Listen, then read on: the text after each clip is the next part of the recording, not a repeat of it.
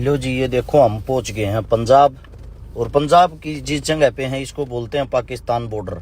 कीरतपुर साहिब से आगे आगे जाने के लिए रोड ही नहीं है। जब जो बाढ़ आई उस बाढ़ के कारण रोड बह गए। आप लोग जो इसमें देख भी सकते हो। और आप सभी साथियों को हर्ष चिकारा की तरफ से राम राम। हम पंजाब के अंदर जो आए हैं तो यहाँ पे ज़रूरी नहीं कि भाई आप खाने की सेवा कर पाओ। सेवा अलग अलग तरीके की होती हैं। ये हम गद्दों को तैयार कर रहे हैं क्योंकि वहाँ पर सोने के लिए जो खाट हैं पलंग हैं वे सब के सब खराब हो चुके हैं उन लोगों के। तो इसलिए सबसे पहले हमने गद्दे लिए। गद्दे जो लिए हमने, ये जो गद्दे आप देख रहे हो लगभग 500 गद्दे लिए। और एक जो गद्दा है लगभग ये 300 रुपये का पड़ा था शायद। हाँ, 300 रुपये का गद्दा पड़ा था। सुबह सुबह स्वयं इनको तैयार किया गया। हमारे साथ में है मेवात से कमांडो हिदायत खान साहब और हमारे साथ में है पंजाब की शान, आप लोग देख भी रहे हो, ये अनमोल पाजी। अनमोल जो भाई है हमारे पंजाबी सिंगर होने के साथ साथ हमारे को मिले थे किसान आंदोलन में।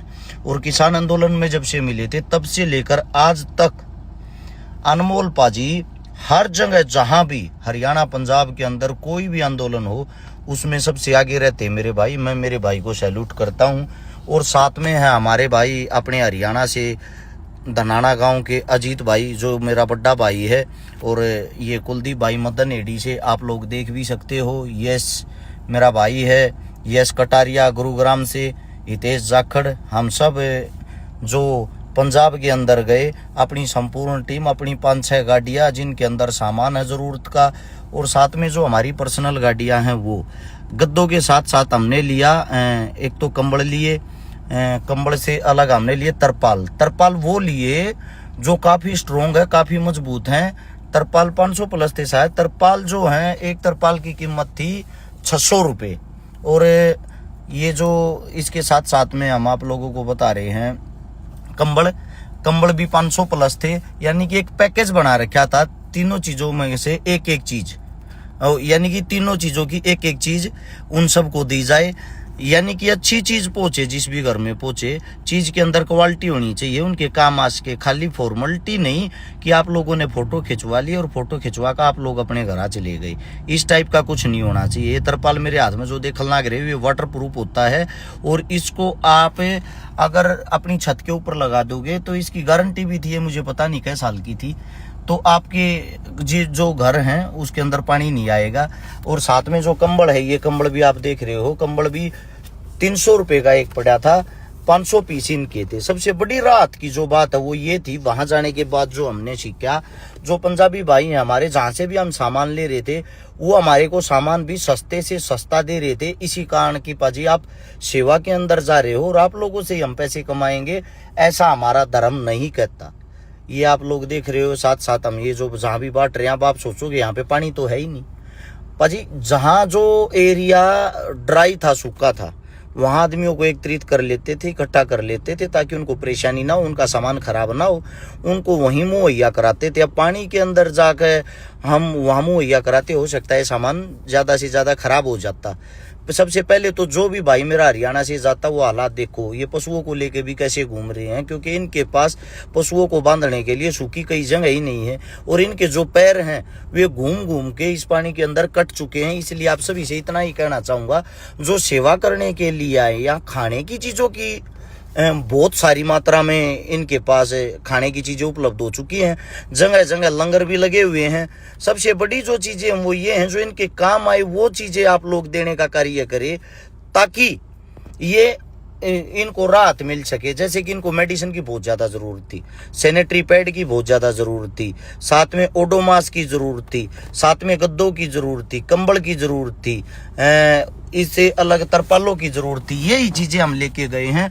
इससे दूसरा हम साथ में खाने का भी सामान लेके गए। हमारे साथ में जो मेवात की टीम है वो खाने का सामान साथ के साथ बांटती रही। ये आप आगे पीछे देखोगे, चारों तरफ अगर नज़र घुमा के देखोगे तो अंदाज़ा लगा सकते हो। यहाँ का पानी खुद बताते हैं कि इस टाइम पे 7 से 8 फुट पानी उतर चुका है, तब ये हालात हैं। अब सोचने की बात ये है, जो खेती करने वाले हैं, किसान हैं, उनकी फसल तो रही नहीं। अब फसल ही नहीं रही, उसके साथ साथ जो जल्दबाजी में यहाँ आ रहे हैं, वो एक बात सोच के देखो, इनके पास जो गेहूं होगा वो गेहूं भी नहीं बोया जाएगा, क्योंकि इतना पानी खड़ा हुआ है, जमीन खाली नहीं होगी, उस इतने पानी को सोख नहीं पाएगी।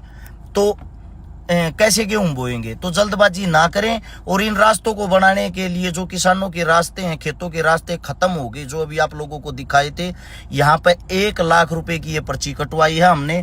ये इसीलिए कटवाई है ताकि 1 लाख रुपए का डीजल जो किसान भाई यहाँ सेवा देंगे उन रास्तों को बनाने के लिए, दोबारा से किसानी को जिंदा करने के लिए उनके काम ये डीजल आ सके। जैसा भी हमारे से होता मानवता के नाते करने की कोशिश करते हैं। और फिर इसके बाद थक गए थे, थकने के बाद यहाँ पर लंगर में आए, रोड के ऊपर लंगर लगा रखा था, स्वयं खाना बनाया और इसके बाद हम सब ने मिलके यहाँ पे खाना खाया। ये हमारी पूरी टीम आप लोग देख सकते हो।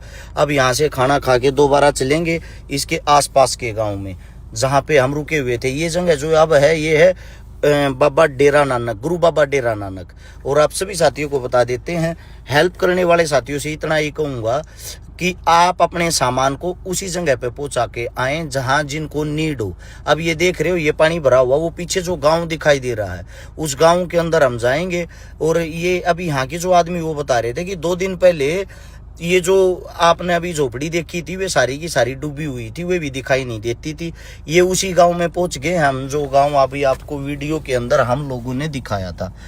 और यहाँ पे आके गुरुद्वारे के पास सभी को एकत्रित किया सूखे एरिया में, और जितने जो भी जरूरतमंद हैं उन सबको खाने के राशन के साथ साथ जो जरूरत की चीजें हैं वो चीजें हम सब ने मुहैया कराई। आप सभी साथियों को एक बात और भी बता देता हूँ, बहुत घने हरियाणा के गांव के ऐसे ऐसे आदमी हैं जिन्होंने सामान इकट्ठा कर रखा, अपने गांव की पंचायत ने मिलजुल के पैसे इकट्ठे कर रखे हैं। उन सभी से इतना ही कहना चाहूँगा, भाई मेरी बात को समझने की कोशिश करो। अगर आप पंजाब में किसी को नहीं जानते और आपको यही नहीं पता सामान कहाँ लेके जाना है, तो खाली ट्रैक्टर लेकर घर तक मत निकलो। ये आप सबसे आपका भाई हाथ जोड़ के रिक्वेस्ट करता है। मैं कभी गलत गाइड आप लोगों को नहीं करता, मैं आप लोगों को वही हालात वही चीज़ें बताता हूँ जो 100 की 100% ठीक होती है। हम मौके पे जाके उस बात का जायजा लेके तभी आप लोगों को बताते हैं।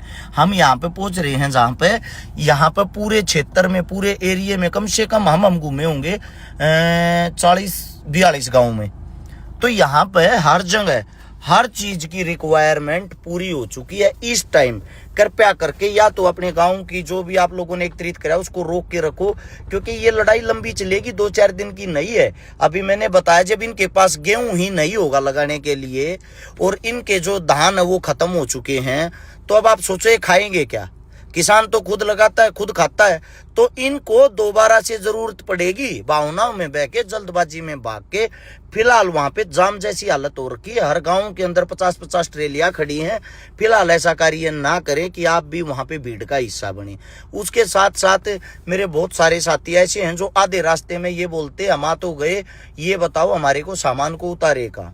गुरुद्वारे जो होते हैं, गुरुद्वारों के अंदर हर वक्त लंगर चलता है, 24 घंटे खाना बनता है, 24 घंटे वहाँ पे सेवाएं दी जाती है। वहाँ पे आप जाएं, वहाँ पे जाकर आप जो कुछ भी सामग्री लेके गए हो, खाने की पीने की किसी भी टाइप की, वो सामग्री वहाँ जाकर जमा करा दे गुरुद्वारे के अंदर। जैसे ही गुरुद्वारे के अंदर जमा कराते हो, अब आपका सवाल ये होता भाई गांव में चंदा इकट्ठा कर रहा क्या है, कदे हम बदनाम ना हो जावा। तो वहाँ जाकर हमने उस चीज का हिसाब भी तो देना है। हिसाब के तौर पर आप पर्ची बनवा लें, और पर्ची बनवाने के लिए गुरुद्वारे से वो पर्ची गांव के अंदर आप दिखाएं कि ये पर्ची है, इस गुरुद्वारे में हमने सामान दिया है। और वे जो गुरुद्वारे वाले हैं उनके पास हर चीज का रिकॉर्ड है, कौन से गांव में कहाँ बाढ़ पीड़ित है, कहाँ पे इस चीज की नीड है, वो वहीं उस वस्तु को पहुंचा देते हैं। क्योंकि आप जाओगे रोड के ऊपर कई जगह अच्छे इंसान होने के साथ साथ कुछ बुरे आदमी भी होते हैं, जैसे कि नशेड़ी टाइप के, ठग टाइप के। वो क्या करते हैं, वो आपकी गाड़ी के पीछे सबसे पहले भागते हैं और 1 मिनट में रोने के ड्रामे करते। आपको लगता है कि इसको पक्का नीड होगी, आप उनको जितना मर्जी सामान दे लेना, वो बार बार आपसे लेते रहेंगे, बार बार आपसे लेते रहेंगे। उन लोगों ने स्टॉक कर रखा है और स्टॉक करके उन्हीं सामान को वे आधे मूल्य में बेचते हैं। यानी कि आप लोगों ने अपनी तरफ से सेवा भी की और उस सेवा का फायदा भी नहीं हुआ, तो आप अपने आप को ही कोसोगे बाद में जब आप लोगों को पता चलेगा। हाथ जोड़ के आप लोगों को विनती है, या तो वहां के किसी इंसान को आप साथ लो। जैसे ही आप साथ लोगे आपको असलियत का पता चल जाएगा। वो इंसान अपने आप स्वयं आपको वहां तक लेके जाएगा जहां पे ओरिजिनल मदद की जरूरत है। ये थारे तो थारा भाई हाथ जोड़ के रिक्वेस्ट करे है, थारे गांव राम ने जो चीज इकट्ठी करी है वह कम से कम पहुंचते इसी घर में जा जिस घर में साची माच में जरूरत है। ये मैं प्राउड फील करता हूं भाई मेवात के ऊपर। भले ही आप मेरे को गाली देते रहो, मेरे को कोई फर्क नहीं पड़ता, क्योंकि हरियाणा को मेवात वहां पे बढ़ चढ़ के प्रेजेंट कर रहा था।